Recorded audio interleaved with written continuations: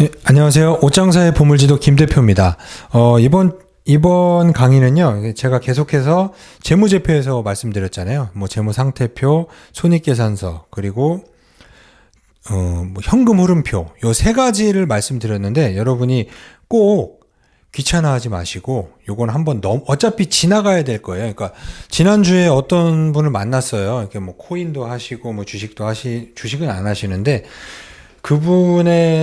그분이 저한테 했던 말이 계속 이 안에 맴돌아요. 그분이 어떤 말을 하셨냐면, 어차피 주식이나 코인이나 같은 불로소득인데 주식은 재미가 없다.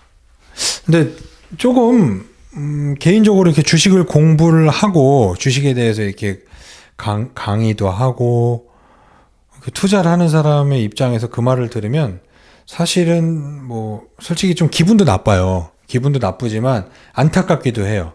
불로소득이다라고 하기엔 글쎄요, 이게 공부하는 만큼 내가 배우고 나가는 만큼 수익이 들어오는데 불로소득이다라고 누가 얘기했을까요? 전문가들 아닐까요? 이거 불로소득 투기라고 했으니까 불로소득의 뜻이 뭘까요? 일하지 않고 얻는 소득. 그러니까 날로 먹는 거다라는 그래서 거잖아요. 날로 그거는 투기가 불로소득이잖아요. 저는 분명히 주식은 투자라고 말씀드렸어요. 불로소득이 아닙니다. 아니에요. 저는 이게 너무 마음이 아파요. 불로소득 아니에요. 그러니까 불로소득이다라고 누군가 이거 뭐 구전대 내려온 건가? 누가 이렇게 이런 얘기를 했는지 모르겠지만 좀 안타깝습니다. 그러면은 공부를 하고 있고 재무제표나 뭐 차트라는 거를 좋아하잖아요, 사람들이요. 그럼 차트를 보고 매매한다라고 했을 때도 그 차트도 사실 뭐 관심 있게 봐야 되고 공부를 해야 되잖아요. 그것 또한 불로소득 아닌 거 아닌가요?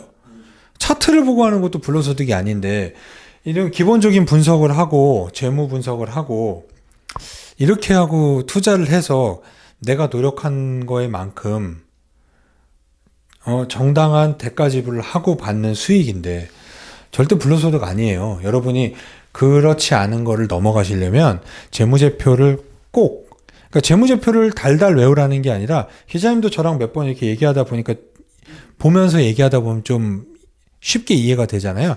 그러니까 여러분이 여러분들 친구들하고 뭐 손익계산서에 대해서 얘기해보고 같이 보면서 대화를 해보는 거예요.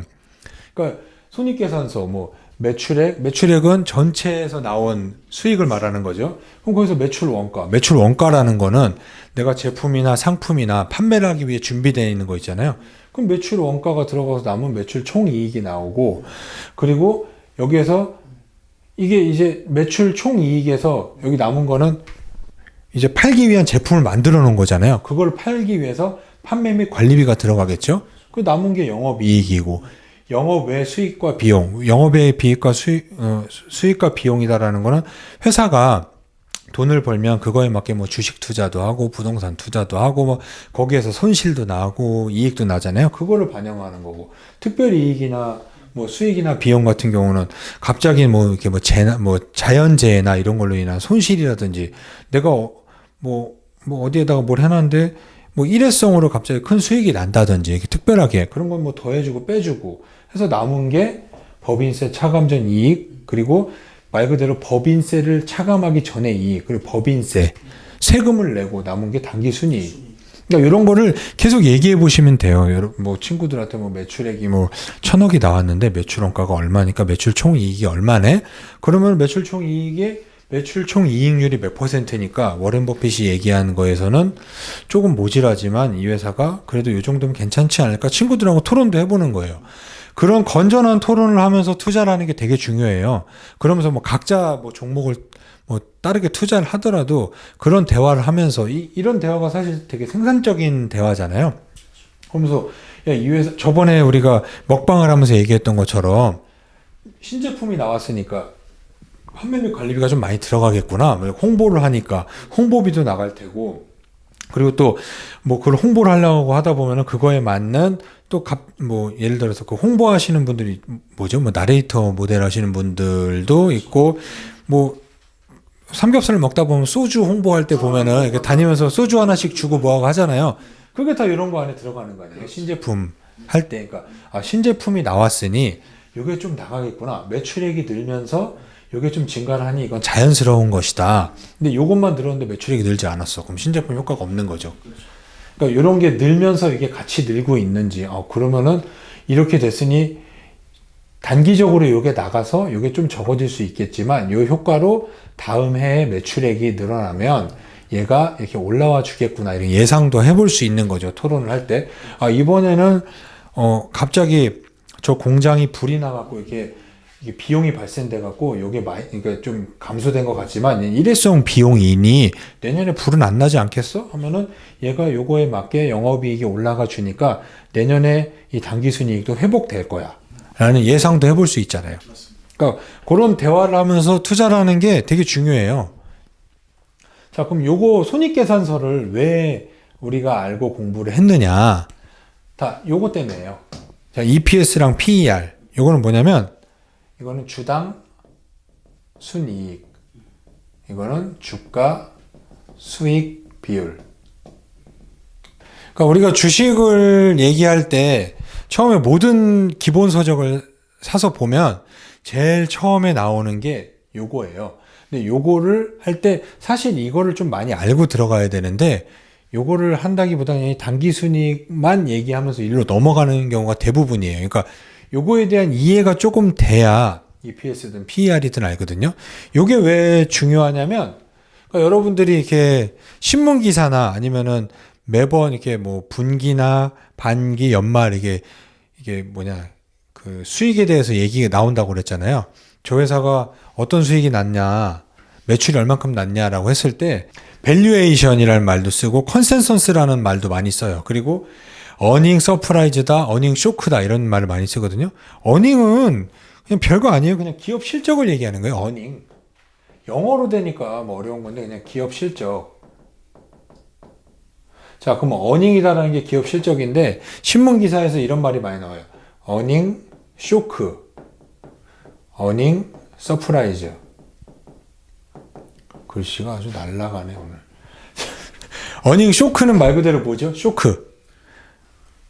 어닝이 실적이 쇼크다. 네, 개판이다. 그러면은 예를 들어서 내가 이 회사가 100억이 매출이 나올 거다. 컨센서스 밸류에이션은 뭐냐면 그 컨센서스 그 애널리스트들이 예측을 하는 거예요. 이 회사가 요런 분위기로 가고 뭐 산업이 어떻게 되니 이 회사가 이번에는 당기순이익이 100억 정도 나올 것 같다라는 컨센서스, 그러니까 의견 일치 합의 뭐 이렇게 내보내는 거예요. 그랬는데 이게 80억이 나왔어요. 쇼크가 돼버리는 거예요. 그럼 주가가 어떻게 될까요? 완전 주가가 급락을 하겠죠. 근데 100억을 예상했어요. 뭐 삼성전자가 이번에 스마트폰이 많이 팔리고 그리고 뭐 비메모리 사업에 진출해갖고 파운드리 산업이 잘 돼갖고 실적 이렇게 나올 것 같아요. 하면서 이번에는 100억 정도 예상을 했는데 80억이 나왔네요. 하면 쇼크로 떨어지는데 100억을 예상했는데 얘가 120억이 나왔어요. 생각지도 못한 이익이 많이 난 거죠. 그러면은 주가가 오르죠. 근데 요것도 또 어떤 경우가 있냐. 주가가 이렇게 오르고 있었어요. 그랬을 때 어닝 서프라이즈가 나오면 사실 이때가 꼭지예요. 좀 약간 빠질 수 있어요. 그리고 컨센서스에 부합하면은 무조건 조정이에요. 이런 상태에서. 근데 이렇게 오르고 있는 상태에서 어닝 쇼크가 온다. 그럼 이게 쭉 빠지는 거예요. 그러니까 이게 상황에 따라 틀려요. 근데 이렇게 옆으로 기고 있는 주식이 있었어요. 근데 그러니까 컨센서스에 부합했다 하면은 얘가 100억 얘기했는데 100억 맞네? 그러면은 이 다음에도 그거에 맞게 올라갈 수 있겠네 하면서 이렇게 살짝 그러니까 이거 확인 과정이에요. 확인. 정말 이게 100억이 나와? 그래서 확인을 한 거예요. 근데 이렇게 된 상황에서 100억, 원래 80억이었는데 100억을 예상해갖고 20%가 성장할 거라는 예상을 하고 이렇게 올라준 게 100억이 나오면은 역시 100억 맞네 하면서 이익 실현하면서 이게 떨어지는 거예요. 이 상황에서는 확인을 하는 거예요. 원래 80억 하던 회사가 100억이 되겠어? 라고 하면서 확인을 하다가 100억이 나오면 올라가는 거예요. 근데 80억 하던 회사가 100억 예상했는데 80억. 그럼 그렇지 하면서 좀 빠지고. 여기는 이제 쭉 빠지고. 이게 주식이 오르고 있느냐 떨어지고 있느냐에 따라 틀려요. 근데 예를 들어서 주가가 이렇게 막 떨어지고 있었어요. 우하향하고 있었어요. 근데 얘가 어닝 쇼크, 그러니까 컨센서스에 부합을 해요. 얘가 80억이었는데 60억을 예상을 한 거예요, 애널들이. 그러니까 20% 떨어질 거라는 생각을 하고 이렇게 쭉 빠지죠. 자, 60억 발표가 나왔어요. 그러면 주가가 어떻게 될까요? 아니죠. 여기서부터는 올라요. 아, 역시 20% 맞게 빠졌구나. 그러면은 여기가 바닥이겠구나 하면서 이렇게 올라갈 수 있어요. 근데 이렇게 60억을 예상했는데 어닝 서프라이즈가 나오면 이렇게 탁 뛰는 거죠. 60억을 예상을 했는데도 40억이 나왔다 하면 여기서는 더 빠지는 거죠. 60억이 똑같이 나올 때 부합했을 땐 여기서부터 반등. 근데 60억 예상했는데 40억이 나온다. 그럼 하락. 근데 60억 예상했는데 아니 이게 웬걸? 100억이 됐네. 어닝 서프라이즈. 여기서부터 이렇게 올라가. 그러니까 주가가 오르고 있었느냐, 떨어지고 있었느냐, 옆으로 가고 있었느냐에 따라서 이 뉴스는 전부 다르게 해석될 수 있어요. 그러니까 어닝은 실적이다. 컨센서스는 그러니까 애널리스트들이 예상한 그 수치예요. 그러면 요거를 우리가 왜 알아야 되느냐? 그러니까 그 예를 들면 그런 질문을 많이 해요. 이 회사가 얼마 갈 것 같아? 예를 들어서 야, 네가 2만 원에 사라고 그랬는데 도대체 얼마에 갈 거다라고 생각을 해서 이걸 산 거야라고 했을 때 전통적인 방법, 이론적으로 계산을 할 때 요걸 많이 확인해요. 그러니까 어떤 회사가 뭐 예를 들어서 PER, 이걸 먼저 설명해야 되겠구나. 이 주당 순이익은 뭐냐면요. 한 주당이니까 전체적으로 발행 주식이 있을 거 아니에요. 발행 주식은 인터넷에 치면 바로 옆에 나와요. 뭐 천주, 뭐 만주. 발행 주식 수분에 요걸 이렇게 올라가는 거예요. 당기 순이익. 요걸 하면 EPS라는 게 나와요. 주당 순이익이 나와요. 예를 들면은 발행 주식 수가 1000개예요. 당기 순이익이 10,000원 나왔어요. 그러면은 이렇게 하면은 몇이죠? EPS는 10.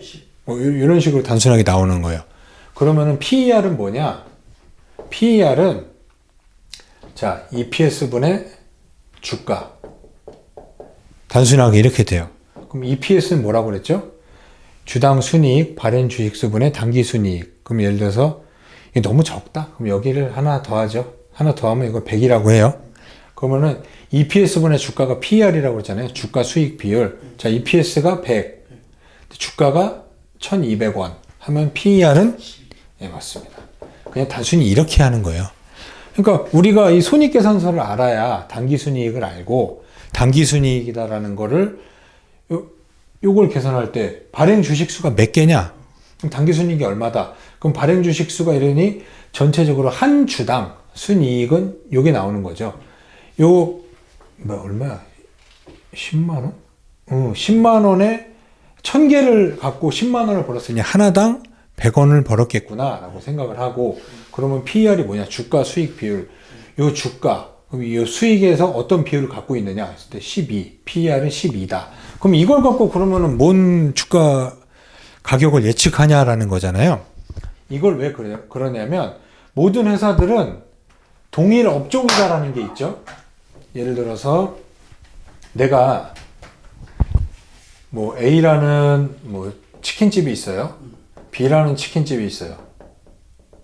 이렇게 있는데 나는 C라는 치킨집을 오픈을 했는데 얘네들은 보니까 주식에 상장돼 있어요. 근데 얘는 PER이 13, 얘는 PER이 15에 거래가 되고 있어요.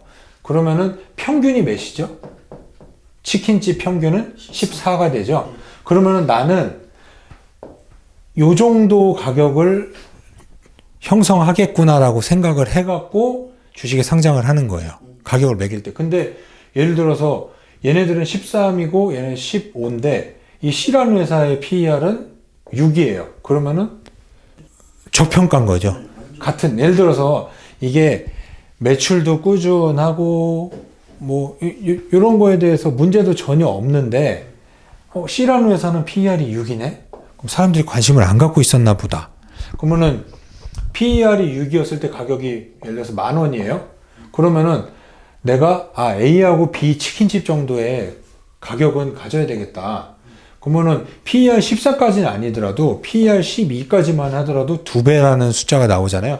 그러면은 나는 2만 원 가면은 팔아야지. 이런 계산이 되는 거예요. 그렇기 때문에 요거를 비교를 하려고, 그러니까 요게 보면은 업종 평균이다라는 게 나오는 거고, 요거는 요거보다 싸니 그럼 내가 업종 평균에 대해서까지는 가격을 계산할 수 있겠다. 모든 산업이나 기업은 업종이다라는 게 있잖아요. 그럼 업종이다라는 게 있으니 거기에 평균이다라는 게 있어요. 업종 평균이 예를 들어서 PER이 20인데 내 회사가 14다. 그러면은 요 정도까지는 오를 수 있겠구나 하고 단순하게 비교를 해갖고 가격을 매기는 거예요. 그러니까 요게 PER은 그럴 때 써먹는 거예요. 자, 그러면은 PER대로 계산을 했을 때 뭐 다 수익이 나느냐? 날 것 같으세요? 네, 꼭 그렇진 않아요. 그러니까 그냥 이거는 이론적인 교육이에요. 뭐든지 다 수학도 공부하다 보면은 이론은 이렇지만 이제 또 응용 들어가고 하면 머리 아프잖아요. 그러니까 우리가 PER이 요거다라는 것만 일단은 알고 계시면 돼요. 그러면 요거를 갖고 한번 얘기를 해볼게요. 자, 어떤 기업은, A라는 기업은 똑같이 같은 업종인데 얘는 PER을 30을 받아요. 근데 B라는 기업은 PER을 20을 받아. 근데 C라는 기업은 PER을 10을 받아요. 그러면 업종 평균은 20인데 누구는 30이고 누구는 10이잖아요. 누구는 고평가고 누구는 저평가죠. 이런 일은 어떻게 발생되냐면 제가 저번에 뭐 리노공업도 얘기했다시피 모든 회사에는 이런 손익계산서가 나오는데 어떤 기업은 이럴 경우 무조건 얘다라고 해서 고평가냐, 무조건 낮다고 해서 저평가냐, 그렇진 않아요. 그럴 때 어떤 걸 보시면 되냐면 이 영업이익이 되게 중요하다고 그랬잖아요. 영업이익이 계속해서 5년 연속 마이너스면 상장 폐지고 4년 이상 마이너스면은 관리 종목에 들어간다고 했잖아요. 자, 영업이익이 똑같이 장사를 하는데 어떤 기업은 영업이익이 30%예요. 어떤 기업은 20%예요. 어떤 기업은 10%고 어떤 기업은 5%예요. 같은 기업이다라고 해도 저번에 우리가 공부한 것처럼 영업이익이 높다라는 거는 부가가치가 높다라고 그랬죠. 마진이 좋다라고 그랬잖아요. 여기에서 까지는 비용이 별로 없고 여기에서 까지는 비용이 별로 없는 거잖아요. 이런 기업은 똑같이 이렇게 평가를 받아야 될까요? 보통 이렇게 PER이 높은 기업들은 보면 동일 업종에서 유독 PER이 높다라고 했을 때 보면은 이 영업이익이 높아요. 여러분이 보셔야 될 게 영업이익률이에요. 영업이익률이 높은 기업은 이 PER을 높게 받아요. 저는 개인적으로 영업이익이 30%다라고 하면은 PER은 30 이상 받아야 된다고 보고, 뭐 20%다라고 하면 20 이상, 그 이상도 받아봐야 된다고 봐요. 근데 여기서 PER을 똑같이, 우리나라 PER이 뭐 14 정도 된대요. 우리나라 PER이. 그럼 이 평균이다라는 거잖아요. 우리나라 평균. 이 평균이 되게 무서운 게, 우리나라의 뭐 국민소득 이런 것도 뭐 평균 같은 거가 얼마죠? 3천 얼마였나? 우리나라가? 뭐 4천만 원이라고 쳐요. 그러면, 이재용이나 뭐 정의선 이런 사람들은 몇 조죠? 그런 사람까지 더한 평균이에요. 그럼 우리도 기업을 보면 평균은 14지만 어떤 기업은 6인 경우도 있고 어떤 기업은 200인 경우도 있어요. 자, 그러면 200이다라고 해서 고평가고 6이다라고 해서 저평가냐? 그렇진 않아요. 이건희는 죽었죠? 갑자기, 이재용이나 뭐 정의선이나 이런 사람들은 높게 평가를 받더라도 그거에 맞는 생산성을 갖고 있죠.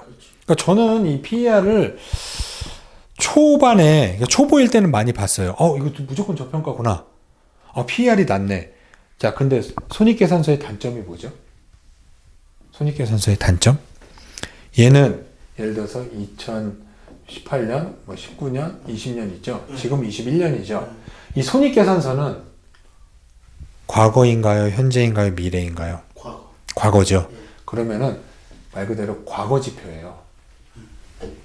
2021년이나 주식은 선행지표다라고 했으면 앞으로 실적이 중요하잖아요. 근데 요거를 반영하지 못해요. 그러기 때문에 애널리스트들이 2021년도에는 얼마가 될 거다라는 컨센서스 예상치를 제시를 하는 거죠. 그러니까 단순하게 PER은 과거 지표예요. 그러니까 이 모든 게 과거예요. 그러면은 이게 당기순이익이 높은데 왜 주식이 빠지지? 이게 늘었는데 2018년도에도 늘고 19년도에도 늘고 20년도에도 늘었어. 근데 얘는 왜 빠져? 하고 보면 2021년도부터는 산업 사이클에서 이렇게 꺾일 수 있는 거예요. 이렇게 올라가다가 그러니까 우리나라가 이런 PER이나 이런 거에서 저평가 받는 게 삼성전자나 하이닉스가 뭐 반도체 세계 1위라고 하지만 극히 일부 작은 시장인 메모리하고 메모리 반도체잖아요. 뭐 디램하고 랜드프레시 이거는 가격이 변동이 있어요. 뭐 수요와 공급에 따라서 비메모리는 그렇지 않거든요. 그렇다 보니 이렇게 올라갔다가도 이렇게 떨어지고 이런 곡선이 있어요. 그거에 맞게 이거 분명 올라갔었는데 왜 떨어져 하는데 뭐 고점 찍고 떨어지는 산업일 수도 있고 이 산업 사이클상 떨어지는 거일 수 있고 성장 산업이었다가 이제 성숙 산업으로 되는 거예요.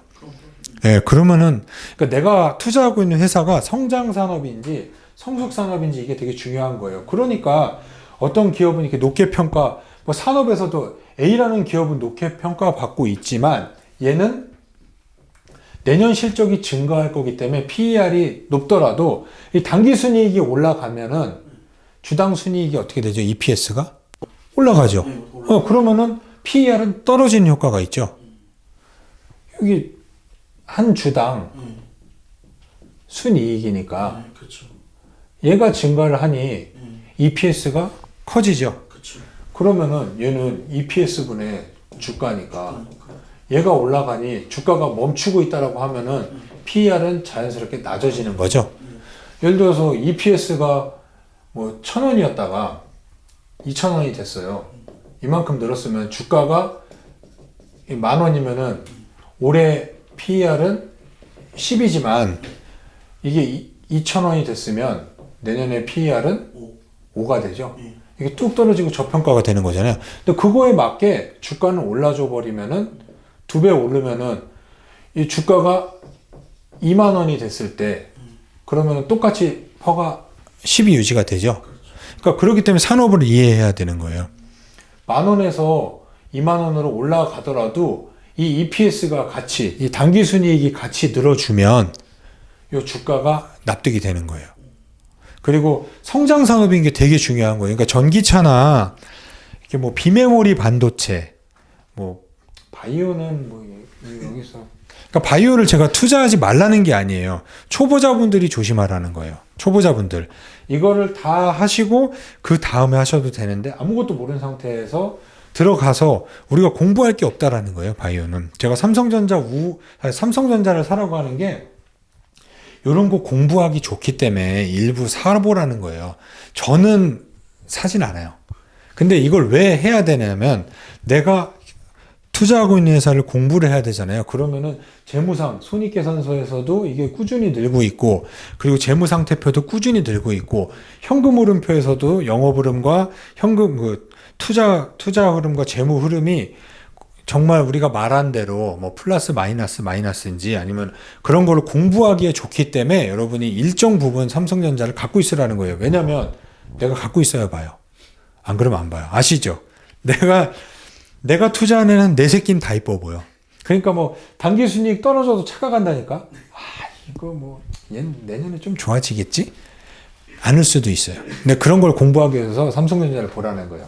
그러니까 이게 조금 이해가 안 갈 수 있는데 반복해서 보시면 돼요. 그러니까 내가 갖고 있는 회사가 그러니까 고평가라고 해서 무조건 고평가냐? 그렇지는 않아요. 이 고평가가 저평가가 될 수 있다니까요. 네. 뭐 작년에 매출이 100억, 당기순이익이 100억 나온 회사였는데 올해 갑자기 뭐 그런 회사 있어요. 그러니까 일반적인 반도체 회사였는데 뇌수술용 로봇을 만든 회사가 있어요. 근데 그 뇌수술용 로봇이 처음에 개발비나 이런 게 얼마나 많이 들어가겠어요. 그래서 많이 깨지겠죠. 근데 한번 납품을 해갖고 뭐 FDA 승인 나고 그때 OK가 떨어졌어요. 그러면은 그 다음부터 많은 그러면 쭉 올라가겠죠. 그러면은 그런 기업도 있어요. 100억에서 뭐 예를 들어서 막 800억 이렇게 나오는 회사들도 있어요. 그러면 이게 8배가 늘었잖아요. 그러면 주가가 어떻게 8배, 1년에 뭐 10배거라고 그래갖고 10배, 뭐 8배 오른 회사 있어요. 그런 회사들이 있는데 그런 회사들 보면은 이 단기 순이익이 폭발적으로 성장해요. 그 전에는 뭐 이런 게 완전 마이너스였겠죠. 투자를 하다 보니 뭐 현금 흐름에서는 당연히 재무에서 나가는 건 계속 플러스일 거 아니에요. 차입금도 늘고 사채도 발행하고 투자에서도 엄청나겠죠. 투자를 많이 하다 보니까 투자에서는 마이너스가 좋다는데 계속 플러스만 나고. 그러니까 그런 거를 전체적으로 읽으셔야 돼요. 아, 얘가 투자하고 있는 부분이 어딘지, 설부티단지, 아까 얘기한 것처럼 LNF 얘기했을 때 매출은 별로인데 뭔가 계속해서 뭐 사채도 하고 단기 차입금도 들고 근데 그걸 갖다가 설비 투자에 들어가는 거죠. 근데 설비 투자에 들어갔는데 보면은 이게 선수금으로 이게 계약이 뭐 조 단위로 들어가는 거예요. 납품 계획. 그럼 그거에 맞는 설비 투자를 해야 되니 단기 차입금도 늘리고 설비 투자를 해야 되죠. 그러면은 그냥 우리가 단순히 이론상으로 공부했던 현금 흐름표에서는 개판으로 나올 수 있지만 그 내용을 뉴스와 함께 읽으면서 납득을 시키면 되는 거예요. 그러면은 걔가 고평가다라는 게 납득이 되는 거죠. 아, 이게 수치상으로는 고평가일 수 있지만 얘가 매출액이 느는 걸 봤을 때 이게 저평가일 수도 있겠다. 이거 뭐 PER 같은 거 봤을 때 자, PER이 낮다. 이건 저평가다. 뭐 이게 이론상으로는 이렇잖아요. 은행 PER을 한번 보세요. 은행. 저번에 얘기한 뭐 PBR, 뭐 이게 순자산으로 보는 자산으로 봤을 때도 은행 같은 경우는 0.2에서 0.3이에요. 그러면은 내가 은행을 통으로 사갖고 뭐 자산만 그냥 팔아먹어도 여기서 이게 1이 기준점이니까 5배 수익 나겠네? 아니에요. PER 은행 같은 경우 보면은요, 막 5, 6 이래요. 자, 근데 이 저평가가 저평가인 것이냐? 은행이나 이런 건 성장성이 있을까요, 앞으로? 성장성이 기업이 성장을 멈췄을 때 이 주가 수익 비율에서 이 PER은 의미가 없어요. 이게 4든 3이든 2든 뭐 6이든 이게 저평가가 아니에요. 요거에 맞는 성장을 해줘야 성장을 해야 얘가 저평가인 거예요. 그러니까 저는 개인적으로 뭐 PER 이런 거를 보기는 해요. 근데 PER이 30이다라고 해서 고평가를 투자 안 한다? 아니에요. 내년 실적을 반영을 하고 영업이익률이 높고 영업이익이 높을 때 5, 10, 20, 30 똑같이 평가받을 수는 없어요. 여러분들도 보다 보면은 뭐 리노공업 얘기를 항상 많이 하지만 리노공업 같은 경우는 영업이익률이 항상 30% 이상대예요. 매출은 꾸준히 늘고 있고 영업이익은 늘면서 이 30% 이상을 유지를 해요. 그럼 당연히 단기 수익이익도 계속 늘어요. 그러니까 그런 회사가 좋은 거다라는 거예요. 그러니까 이 PER은 과거지표다. 그리고 퍼가 높다고 해서 무조건 고평가인 건 아니다. 내년 실적을 컨센서스를 한번 확인해라. 그리고 내가 뉴스를 토대로 얘네들이 어떻게 움직이고 있는지 뭐 저번에 얘기한 것처럼 캐펙스 투자 뭐 설비나 이런 쪽으로 투자를 하고 있는 건지 그런 것도 확인을 해보시고 회사를 평가를 하셔야 돼요. 근데 EPS나 PER이 뭐라고 하는지는 아시겠죠? 네. 주당 순이익, 주가 수익 비율. 요걸 왜 알아야 되느냐?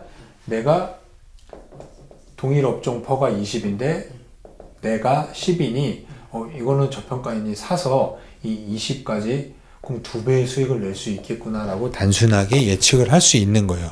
하지만 그건 이론일 뿐이고 명심해야 될 건 과거지표다. 아셨겠죠? 그리고 이 영업이익률도 또 어떤 식으로 똑같이 영업이익률이 30%예요. 그럼 30%면 엄청 좋은 회사라고 그랬잖아요.